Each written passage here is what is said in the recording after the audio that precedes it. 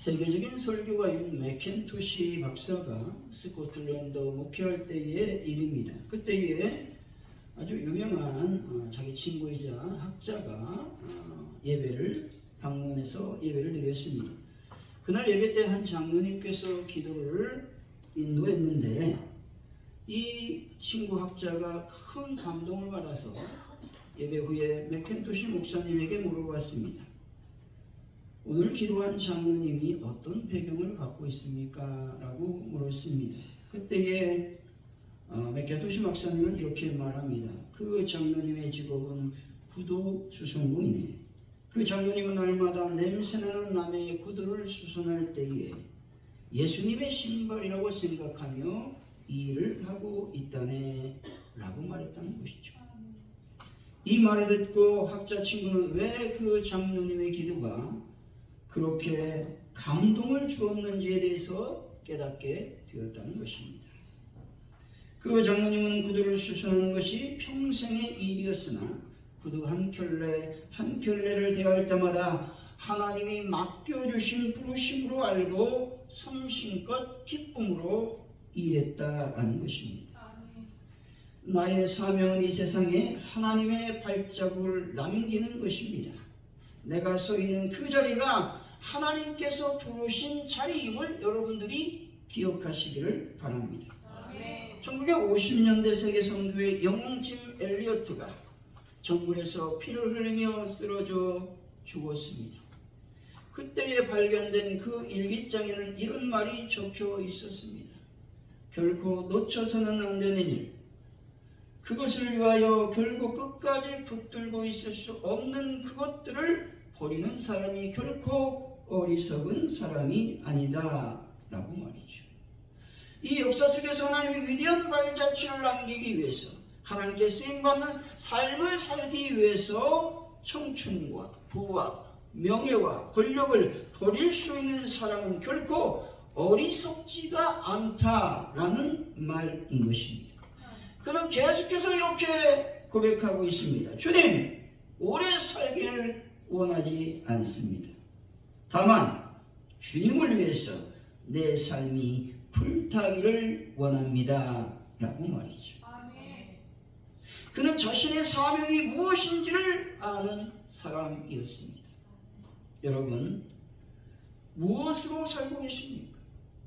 장수하기를 원하고 계십니까? 여러분, 여러분들의 삶이 주님을 위해 불타는 삶을 살아가는 분들이 되시기 바랍니다. 선교사 가운데 중국 선교사를 갔던 앤 월터 펀 양은 아름다운 처녀로서 의과대학을 졸업했습니다. 그녀는 선교사를 전하여 중국으로 떠났습니다. 당시 사람들은 생각하기를 중국으로 가면 결코 살아남지 못한다, 위험한 곳이다, 그렇게 알고 있었습니다. 엄마가 얼마나 걱정하겠습니까? 엄마가 210달러어치 금을 주면서 야, 그곳에 도착하면 반드시 안전하다라고 하는 정보를 좀 줘줬으면 좋겠다, 이렇게 신신당부 딸에게 부탁했습니다. 근데 얼마 후에 앤에게 정보가 왔습니다. 내용은 어머니가 기르려는 안전하다라는 말이 아니라 즐겁다라는 말이었습니다. 이것이 그리스도인이 고백이어야 된다는 겁니다. 주님께 헌신한 사람은 안전과 편안함을 찾아가는 것이 아니라 사명 속에서 즐거움을 찾으며 사는 사람인 것입니다. 사명자의 자세는 그 직무를 수행하면서 즐겁게 감당하고 감사하게 직무를 수행해야 된다는 것입니다.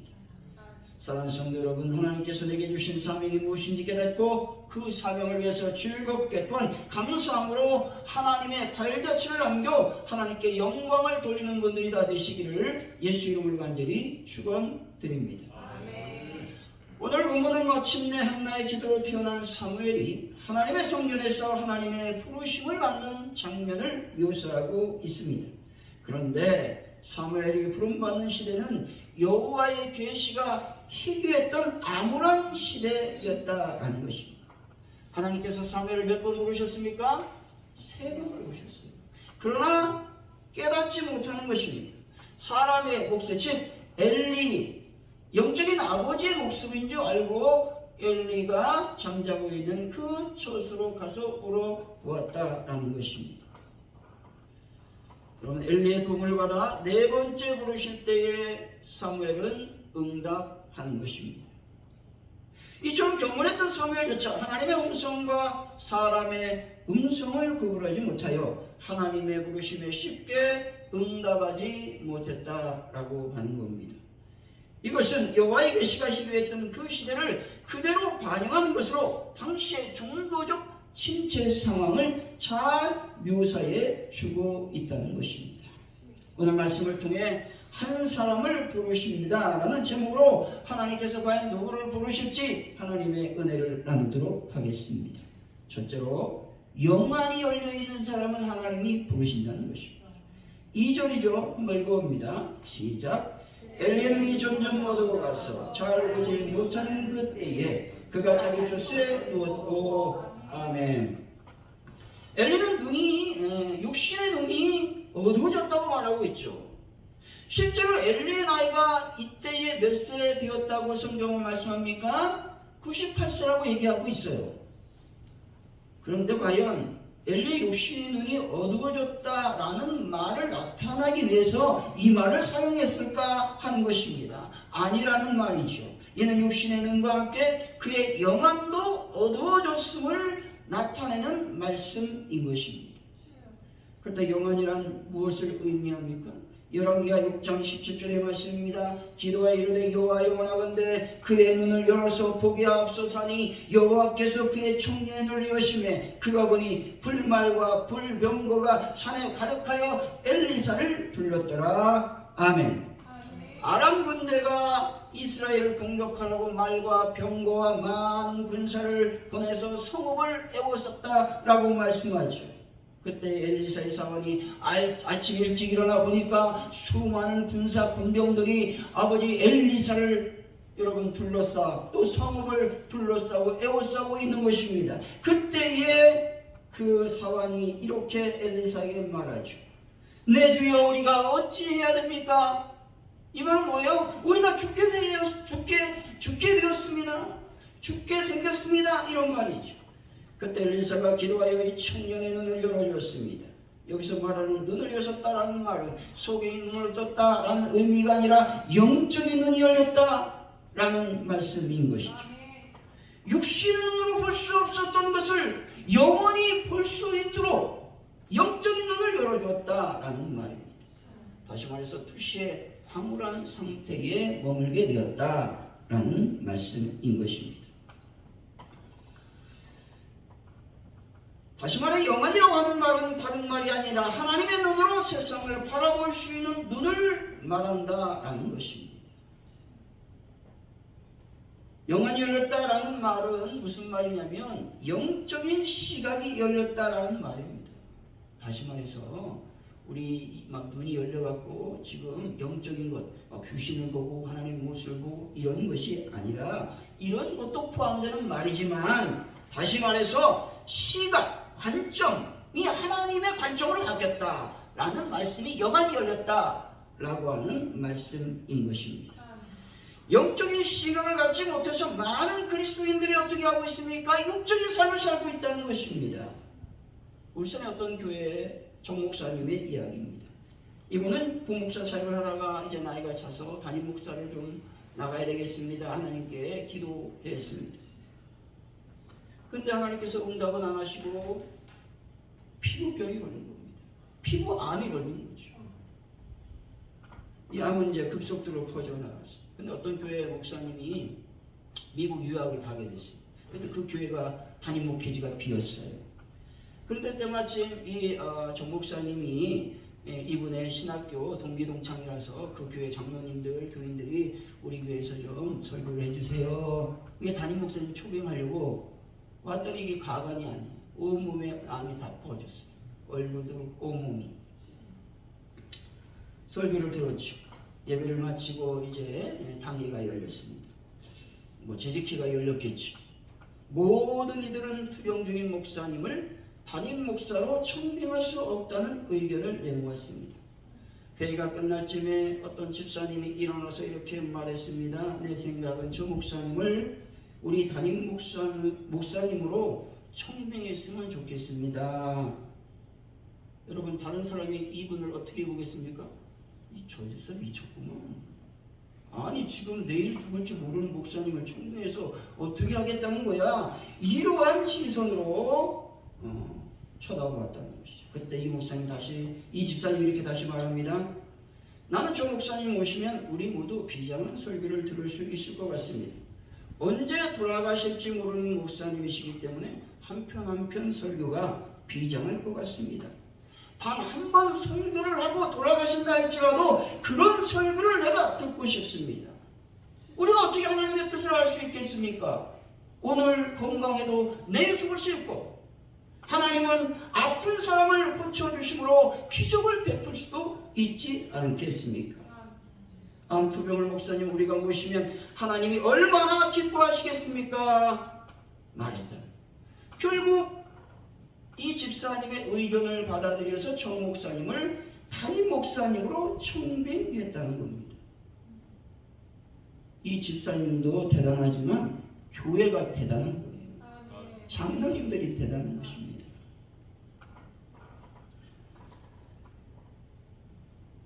여러분, 담임 목사로 청빙되어서 이제 정 목사님이 기도원에 올라가신, 예배를 끝나면 늘 기도원에 올라가서 하나님께 기도하는 겁니다. 기도할 때 이렇게 기도하는 거예요. 하나님, 저 같은 암 환자를 청빙하여 청빙해 준 교회가 얼마나 아름다운지 모르겠습니다. 하나님, 교회 성도 모두가 좋은 목사님을, 그러니까 이제 자기가 죽을 줄 알고 좋은 목사님을 좀 청빙할 수 있도록 그런 하나님의 은혜를 베풀어 주시기를 원합니다. 이렇게 기도했었다는 것이죠. 근데 하나님 놀랍게도 시간이 지나면서 안 돌아가시는 거예요. 돌아가셔야 되는데 치유해 주시는 것입니다. 아멘. 여러분, 목사님만 기도했겠습니까? 아니라는 것이죠. 교인들이 온 성도의 힘을 다해서 목사님의 치유를 위해서 기도했다는 것이죠. 또 목사님도 정 목사님도 자신의 치유를 위해서 기도한 것이 아니라 그 교회를 위해서, 내가 떠나고 나면 다른 목사님께서 좋은 목사님 오시길 위해서 이 아름다운 교회가 되기 위해서 기도를 했다라고 하는 것입니다. 여러분, 정 목사님을 추천했던 그 집사님이 어떤 분일까요? 영안이 열린 분이라는 것이죠. 그 집사님은 하나님의 시각과 예수 그리스도의 마음으로 상황을 지켜보니 놀라운 생각, 신비로운 생각이 들어오는 겁니다. 어떻게 이런 생각을 할 수 있겠습니까? 잘 못하는 것이죠. 영안이 열린 사람은 남이 생각하지 못했던 생각을 할 줄 아는 사람인 것입니다. 여러분, 영안이 언제 열리게 될까요? 예수님을 극진히 사랑하면 열리게 된다는 겁니다. 사랑은 얼굴빛이 빛나고 언어도 따뜻해지고 표정도 밝아진다라는 것입니다. 무엇보다 예수님을 사랑하면 영적인 시력이 좋아진다라는 것입니다. 고린도후서 4장 16절입니다. 그러므로 우리가 낙심하지 아니하노니 우리의 겉사람은 낡아지나 우리의 속사람은 날로 새로워지도다. 아멘. 예수님을 사랑하면 겉사람과 상관없이 우리의 속사람이 날로 새로워진다고 말씀하고 있는 겁니다. 영안이 열리지 않으면 하나님을 기쁘시게 할 수 없습니다. 하나님의 뜻을 알지 못하면 결코 믿음으로 나아갈 수가 없습니다. 영안이 열려야 하나님의 뜻을 알 수 있고 하나님의 뜻에 합당한 삶을 살 수 있게 되는 것입니다. 사랑하는 성도 여러분, 영안이 열려서 하나님의 뜻을 알아 하나님의 부르심에 응답하는 분들이 되시기를 예수 이름으로 간절히 축원드립니다. 둘째, 기도하는 사람을 하나님께서 부르신다고 말씀하고 있습니다. 3절이죠. 한번 읽어봅니다. 하나님의 등불은 아직 꺼지지 아니하였으며 성령은 하늘에 있는 여호와 전 안에 누웠더니. 아멘. 여기서 하나님의 등불이라고 하는 말은 감람에서 짜낸 순결한 기름을 얘기합니다. 이 기름으로 성소 안에 등불을 밝혔다는 겁니다. 언제부터 언제까지? 저녁부터 아침까지 절대 이 불을 꺼뜨리면 안 되었습니다. 그래서 성경에서 이 등불을 무엇을 얘기하냐? 성도들의 기도를 상징하고 있다는 것입니다. 그러므로 하나님께서 성수의 등불을 꺼트리지 말 것을 영원한 귀로로 우리에게 말씀해 주셨다는 것이죠. 이 말은 성도들이 기도의 불을 꺼트려서는 안 됨을 말씀하고 있는 것입니다. 아직 꺼지지 아니했다라는 말은 완전히 소멸되지 않았다라는 말씀이죠. 이 말씀은 희망이 아직 남아있다, 포기하지 말라, 아직 끝나지 않았다, 이 말이라고 하는 것입니다. 기도를 멈추지 않는 이상 희망은 살아 숨을 쉬는 것이고 하나님의 인자하심을 경험할 수 있게 되는 것입니다. 크리스천 투데이 잡지의 편집장이었던 길버트 비오즈 박사님이 있습니다. 이분은 자신이 한 번도 만난 적 없지만 대에 걸쳐 자기 가족 전체의 삶의 방향을 정해준 한 여인을 소개하고 있습니다. 그 여인은 바로 자기 아내와 외할머니였다는 거예요. 그녀는 시골의 루터파 교회 목사님의 사모님이셨어요. 근데 넷째를 임신하고 있을 때에 목사님이 돌아가십니다. 어떻게 하겠어요? 그때 뭐 목사님이 돈이 많이 있겠습니까? 너무 가난했어요. 살기 위해서는 자기 오빠 집으로 들어가야만 했습니다. 어린데 자녀를 둔 그녀는 그들을 먹여 살릴 능력도 없었고 좋은 옷을 입힐 수도 없어 전적으로 자기 오빠에게 의존하게 되었다는 것이죠. 비오즈 박사는 다음과 같이 말합니다. 가진 것이라고는 아무것도 없는 그녀는 한 가지 사명에 헌신하기로 결심했습니다. 그 사명이란 자기의 네 자녀와 아직 태어나지 않는 손자, 손녀, 증손자, 증손녀들의 구원과 영적인 성장을 위해 기도하는 것이었습니다. 라는 것이죠. 할머니는 자신의 기도가 응답될 것을 확신했습니다. 자신의 전 생애를 기도의 사역에 전심으로 헌신했다라는 겁니다. 이미 이전에 그렇게 해왔다는 것이죠.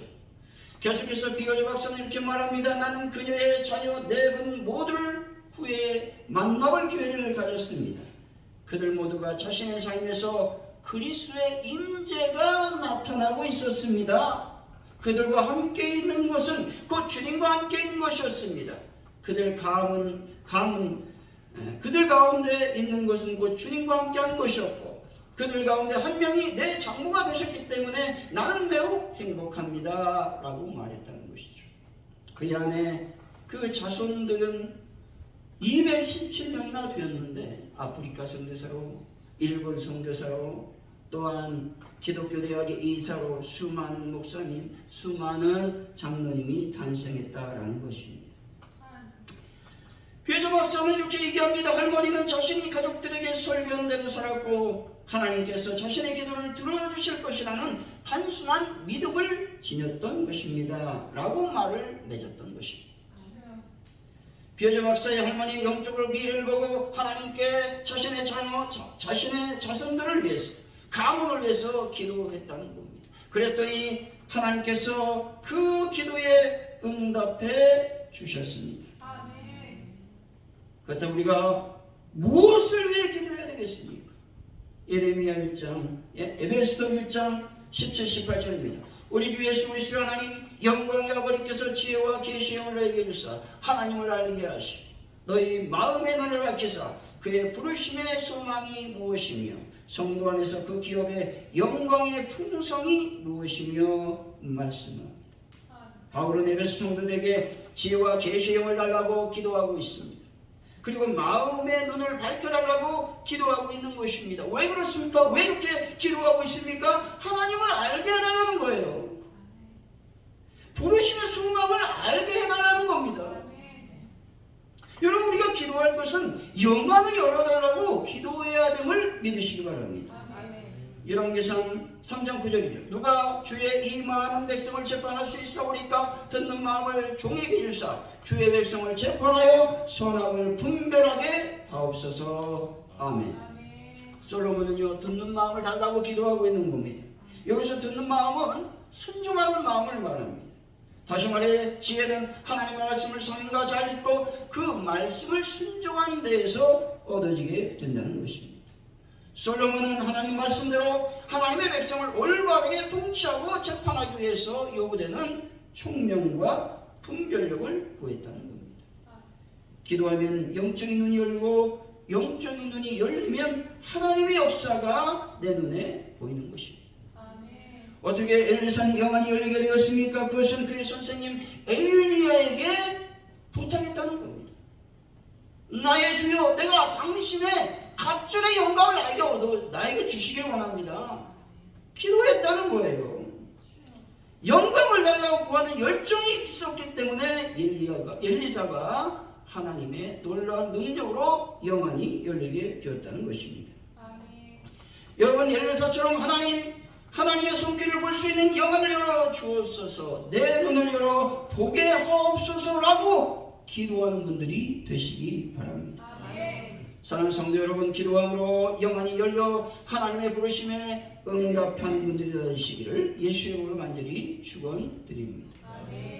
셋째로, 하나님의 말씀을 듣는 자를 하나님께서 부르신다는 겁니다. 1절 2절 한번 읽어봅니다. 시작. 아이 사무엘이 엘리 앞에서 여호와를 섬길 때 여호와의 말씀이 희귀하여 이상의 흔히 보이지 않았더라. 아멘. 여기서 희귀하다라는 말은 흔하지 않았다는 말입니다. 여호와의 말씀이 희귀하여 이상이 보이지 않는 시대에 사무엘이 살고 있었다는 거예요. 구약 시대는 보통 하나님께서 당신이 택한 사람들에게 꿈과 이상 등을 통하여 계시를 보여주셨습니다. 그런데 사무엘이 아직 어릴 때에 엘리가 이스라엘의 대제사장으로 있을 때에는 이러한 하나님의 계시가 희귀했다라고 말씀하고 있는 것입니다. 이 말은 그 시대가 도덕적, 영적으로 매우 타락한 상태에 있었다라는 말씀인 것입니다. 왜냐하면 성경의 계시의 희귀는 하나님의 심판의 한 양상으로 나타나기 때문에 그렇다는 것입니다. 하나님 말씀이 안 들리면 죄 중에 있다라는 것들을 여러분이 기억하고 있어야 된다는 겁니다. 지금 우리가 살고 있는 현 시대가 엘리 시대보다 낫다고 말할 수 있겠습니까? 아니라는 것이죠. 더 언덕합니다. 더 혼란스럽습니다. 여러분, 바벨탑이 어떻습니까? 더 높아져 가는 그 시대에 살고 있다라는 겁니다. 그런데 중요한 것은 엘리 시대보다 하나님 말씀이 풍성하게 전해지고 있다는 것입니다. 매스미디어의 발달로 말미암아 하나님 말씀이 넘쳐나고 있다라는 것입니다. 그런데 하나님의 말씀에 기갈이 임했다는 겁니다. 말씀을 들어도 깨닫지 못합니다. 하나님 말씀에 순종하지 않는 삶을 산다는 것입니다. 이것이 엘리 시대보다 더 악한 시대라고 말할 수 있는 것입니다. 이상이 흔히 보이지 않았다고 말씀하고 있죠. 여기서 흔히 보이지 않았다라는 말은 보는 것이 안 되었다라는 말입니다. 다시 말해서 볼 수가 없었다. 보고 있는데 볼 수가 없는 겁니다. 눈은 떠 있는데 하나님을 볼 수가 없는 겁니다. 여기서 흔히 보이지 않았다라고 하는 말은 무슨 말이 내포되어 있냐면 비집고 들어가려고 해도 들어갈 수 없다는 거예요. 하나님이 여러분 속으로 비집고 들어가려고 하신다는 거예요. 그런데 돌파구를 마련할 수 없다라는 의미가 흔히 보이지 않았다라는 말입니다. 하나님이 여러분 속으로 들어가서 여러분들을 변화시키고 하나님의 영광의 삶을 살 수 있도록 도와주고 싶은데 여러분들이 열지 않았다는 거죠. 이 시대가 열리지 않았다는 것입니다. 열어야 된다는 것이죠. 우리 마음이 가족처럼 너무 완고해서 비집고 들어올 틈조차 없는지를 우리는 생각해 봐야 된다는 것이죠. 하나님 말씀이 들어오시도록 여러분들이 영안을 여시기 바랍니다. 하나님 말씀을 읽고 또 읽고 듣고 또 들으시기 바랍니다. 마음을 강팍하게 하지 말고 완고하게 하지 마시기 바랍니다. 하나님과 관계를 가지지 않는 사람은요, 말씀을 들어도 깨닫지 못한다는 것이죠. 예수님 안에 머물지 않는 사람, 하나님께 밀착하지 않는 사람에게는 당연히 주의 말씀이 희귀하게 되어간다는 것입니다. 하나님 말씀에 감동이 없어집니다. 은혜를 받지 못합니다. 그러니 어떻게 됩니까? 마음이 냉랭해져 가죠. 그럼 뭐가 찾아와요? 어둠이 찾아오죠. 원망이 찾아오죠. 불평이 찾아오죠.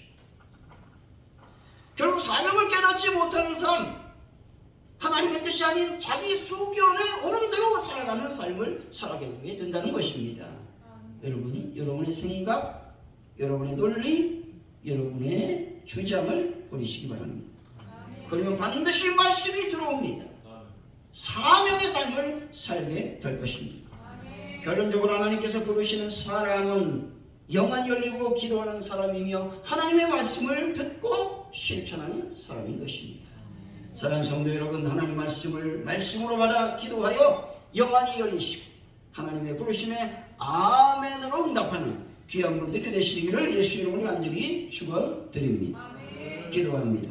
하나님 아버지 감사합니다. 하나님께서 나를 부르시려고 작정했는데도 불구하고 나가 응답하지 않고 있습니다. 주여 나의 죄를 용서하여 주옵소서. 주여 나의 영안이 열리기를 원합니다. 주여 기도하기를 원합니다. 말씀을 듣고 순종하기를 원합니다. 인도하여 주옵소서. 예수님의 이름으로 기도하옵나이다. 아멘.